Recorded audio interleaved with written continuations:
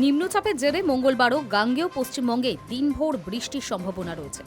ঝড় বৃষ্টির পূর্বাভাস রয়েছে রাজ্যের অন্যান্য জেলাগুলিতেও। মঙ্গলবার রাজ্যের 11 জেলায় ভারী বৃষ্টির সম্ভাবনা রয়েছে। উত্তরবঙ্গের সব জেলাতেই বিক্ষিপ্তভাবে বজ্রবিদ্যুৎ সহ হালকা থেকে মাঝারি বৃষ্টি হতে পারে। সঙ্গে 30 থেকে 40 কিলোমিটার প্রতি ঘন্টা বেগে বইতে পারে ঝোড়ো হাওয়া। ঝড় বৃষ্টির পূর্বাভাস রয়েছে উত্তরের জেলাগুলিতেও।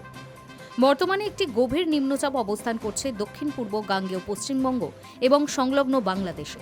কলকাতা থেকে 90 কিলোমিটার উত্তরে এবং বর্ধমান থেকে 50 কিলোমিটার পূর্বে এটি অবস্থান করছে। আগামী 24 ঘন্টায় এটি পশ্চিম এবং উত্তর পশ্চিম দিকে এগিয়ে ঝাড়খণ্ডে প্রবেশ করতে পারে। ফলে বুধবার থেকে নিম্নচাপের প্রভাব কিছুটা কমবে দক্ষিণবঙ্গের জেলাগুলিতে। মঙ্গলবার দক্ষিণবঙ্গের সব জেলাতেই বিক্ষিপ্তভাবে হালকা থেকে মাঝারি বৃষ্টির পূর্বাভাস রয়েছে। পুরুলিয়া, বাঁকুড়া, পূর্ব বর্ধমান, পশ্চিম বর্ধমান, বীরভূম এবং মুর্শিদাবাদে ভারী বৃষ্টির সম্ভাবনা রয়েছে। সঙ্গে বইতে পারে দমকা হাওয়াও। সপ্তাহের বাকি দিনগুলিতে দক্ষিণের সব জেলায় বিক্ষিপ্তভাবে বৃষ্টির সম্ভাবনা রয়েছে। কলকাতার আকাশ মঙ্গলবার মোটের ওপর মেঘলাই থাকবে। দিনভর কয়েক পশলা বৃষ্টির সম্ভাবনা রয়েছে।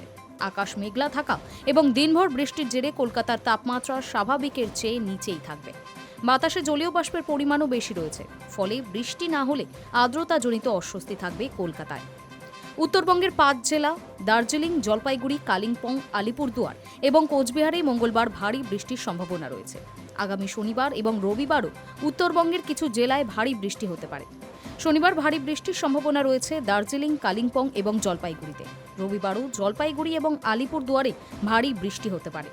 উত্তরের বাকি জেলাগুলিতেও সপ্তাহভর বিক্ষিপ্তভাবে হালকা থেকে মাঝারি বৃষ্টি হতে পারে।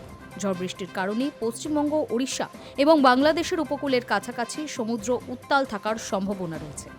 মঙ্গলবার সকালে মৎস্যজীবীদের সমুদ্রে না যাওয়ার পরামর্শ দেওয়া হয়েছে। বৃষ্টির জন্য শস্যের ক্ষয়ক্ষতির আশঙ্কাও রয়েছে।